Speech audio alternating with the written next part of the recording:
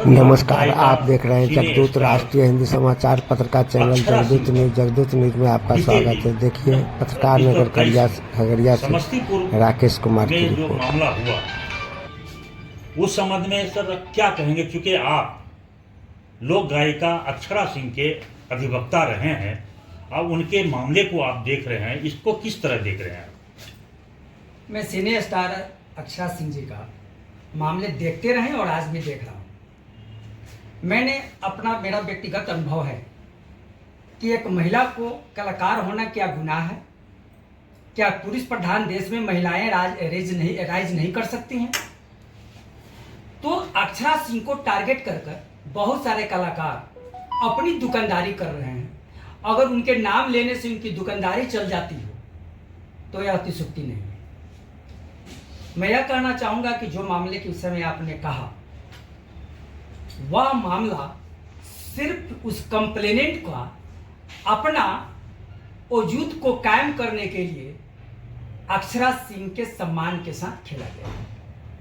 सच्चाई यही है कि उस कथित घटना के दिन उनका जो प्रोग्राम की बात है कि चले गए, माइक ठेकर चले गए, 5 लाख रुपया ले लिए, तो क्या कंप्लेनेंट ने यह बतलाया कि वाकई में अक्षरा सिंह से मेरा कोई लिखित एग्रीमेंट हुआ था, कोई अनुबंध हुआ था?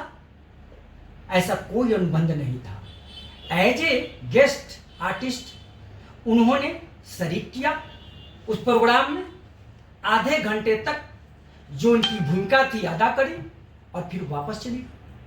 उस समय पत्थरबाजी किया गया, पैसा फेंका गया, जो कि एक महिला के लिए अपमानजनक कृत्य था। उस परिवेश में वहां ठहरना कतई उचित नहीं था और अपनी सुरक्षा के दृष्टिकोण से जो आयोजक थे उनको सुरक्षा भी प्रदान नहीं कर सके चीफ गेस्ट का, तो वापस चली गई। लेकिन कहीं भी कोई एग्रीमेंट उस प्रोग्राम का होता तो उसके लिए वह लायबल थी। तीसरी बात कि मीडिया में लगातार मैं देख रहा हूं कि धोखाधड़ी का मामला है, वगैरह वगैरह फर्जीवाड़ा करी है अक्षरा सिंह, न्यायालय ने हरी झंडी दे दिया। मीडिया कर्मी से भी हम कहना चाहेंगे, न्यूज प्रेषण करना आपका वैधानिक अधिकार है, लेकिन बेगर सच्चाई का जाने, बेगर तथ्यात्मक विश्लेषण किए हुए विधिक रूप से आप उस न्यूज को नहीं निकाल सकते हैं। कल, आज की पहले कल उस केस में संज्ञान हुआ आईपीसी की धारा 427 और 406 में। 406 का मतलब होता है ब्रीच ऑफ ट्रस्ट, लेकिन मीडिया क्या न्यूज प्रसारण कर रहा है? कंप्लेनेंट क्या बोल रहा है कि अक्षरा सिंह ने फर्जीवाड़ा की, धोखाधड़ी करी, लेकिन धोखाधड़ी को कोर्ट ने नहीं माना, फर्जीवाड़ा को नहीं माना, ब्रीच ऑफ ट्रस्ट किया कि मैं विश्वास करके बुलाया और उसने धोखा करी। मेरा कहना है कि मेरे क्लाइंट विश्वास करके आया और उसके साथ गलत कृत्य किया गया, तो धोखाधड़ी का कहां मामला है? चौथी बात कि बिना समन, अभी कल कॉग्निजेंस हुआ है, समन अभी रिक्विजिस्ट दाखिल नहीं किया कंप्लेनेंट ने, और तब तक मीडिया कह रहा है कि हाजिर होने के उनके आदेश हो गया, समन हो गया, जिसके कारण अक्षरा जी को मान सम्मान को क्षति पहुंचा है। लगातार कुछ मीडिया कर्मी और कलाकार का तो उन्हीं के नाम लेने से रोटी चलता है, उस सारे लोग उनकी जो सम्मानजनक स्थिति है उसको बिगाड़ना चाहते हैं, छवि को बिगाड़ना चाहते हैं। तो जब समन हुआ ही नहीं, उनको मिला ही नहीं और मीडिया में चल रहा है, तो मेरा है कि सारे मामले एक मानहानि के दायरे में आते हैं। मीडिया को निरपेक्ष होनी चाहिए। न्यायालय के आदेश का जब तक प्रति उसको मुहैया नहीं हो, कागजी सबूत नहीं मिले, तो न्यूज संप्रेषण नहीं करनी चाहिए। भले ही कंप्लेनेंट अपनी दुकानदारी चलावे, वो कहते हैं कि हरी झंडी दे गए, ट्रेन नहीं है कि हरी झंडी दे। यह सारा प्रोसेस लीगल प्रोसेस में काम होता है, सारा लीगल दायरे में काम होता है कि लीगल सर्किट में न्यूज को प्रेषण करना है और न्यूज को प्रेषण के आधार पर जो सच्चाई है उसको निकालना है। यही स्थिति है। समस्तीपुर में चर्चाओं का है कि अक्षरा सिंह के ऊपर सम्मन निकल चुका है, तो क्या ऐसा लगता है कि जो वहाँ के मीडिया कर्मी हैं, सम्मानित मीडिया कर्मी के द्वारा जो ये खबरें प्रसारित की जा रही है, क्या वो तथ्यहीन साबित हो सकता है? बिल्कुल तथ्यहीन है। तथ्य नहीं बल्कि मानहानि के दायरे में आता है। चूंकि समन का आदेश हुआ है और समन का कॉपी कंप्लेनेंट को दाखिल करनी है, उसको डिक्विजिस्ट कहा जाता है। और कल समन हुआ, आज संडे है, तो समन दाखिल कैसे कर दिया कि अक्षरा सिंह को समन मिल गया?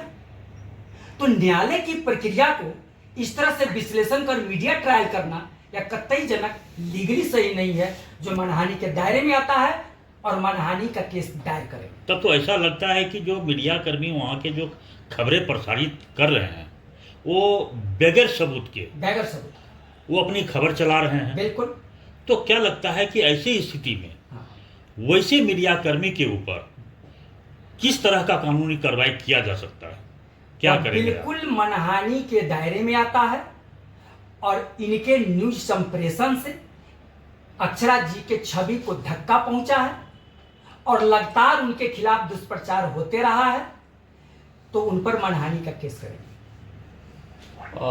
कब तक आप लोगों के द्वारा, चूंकि आप अक्षरा सिंह के लीगल एडवोकेट होने के नाते, कब तक इन लोगों पर एक्शन लिया जाएगा? मैं समन का जो अभी तक दाखिल नहीं है उसका ऑर्डर शीट का मैं कॉपी लूंगा। कल मैं अप्लाई करने जा रहा हूं, चूंकि आज संडे है, कल मंडे है। कॉपी प्राप्त करने के बाद तत्क्षण उन पर मानहानि का केस करेंगे। क्या कहेंगे आप, चूंकि भावी विधायक भी हैं, हम लोगों ने मान लिया है आपको भावी विधायक, और आप प्रदेश के ओबीसी मोर्चा के प्रदेश उपाध्यक्ष हैं, तो अक्षरा सिंह के संबंध में क्या कहेंगे कि अक्षरा सिंह के ऊपर जो भ्रामक खबरें चलाई जा रही है? देखिए, बहुत स्पष्ट तौर पे अभी विधिवेत्ता और खगड़िया व्यवहार न्यायालय के वरिष्ठ अधिवक्ता अजय कुमार सिंह जी, जो उनका मामला भी विधिक तौर पे लीगली उनके तरफ से देख रहे हैं, उन्होंने पूरी सारी चीज़ों को स्पष्ट तौर पे रखा। निश्चित तौर पे कुछ इस तरह के लोग जो उनकी ख्याति को एक कलाकार के तौर पे, जो अक्षरा सिंह जी की जो ख्याति है उसको बेच के अपनी दुकानदारी चलाना चाहते हैं, वो इस केस के माध्यम से सस्ती लोकप्रियता हासिल करना चाहते हैं। इन्होंने सारे कानूनी और विधिक पहलू को बड़े स्पष्ट तौर पे आप लोगों के बीच रखा है। और इस तरह की जो झूठ की दुकानदारी है उसकी आयु बहुत बड़ी नहीं होती है, कदापि बड़ी नहीं होती है। दूध का दूध और पानी का पानी होगा। और बाकी इन्होंने बताया कि जो इस तरह के लोग आरोप प्रत्यारोप कर रहे हैं, उन लोगों को आने वाले समय में जो मानहानि का मामला है उसका सामना करना पड़ेगा। और ये तो कानून का राज है, सुशासन का राज है, जो भी होगा वो स्पष्ट हो जाए। तो आप सुन रहे थे ओबीसी मोर्चा के प्रदेश अध्यक्ष संजय खंडेलिया, उपाध्यक्ष भी हैं, प्रदेश उपाध्यक्ष संजय खंडेलिया से कि अक्षरा सिंह के बारे में इन्होंने क्या कहा कि विधि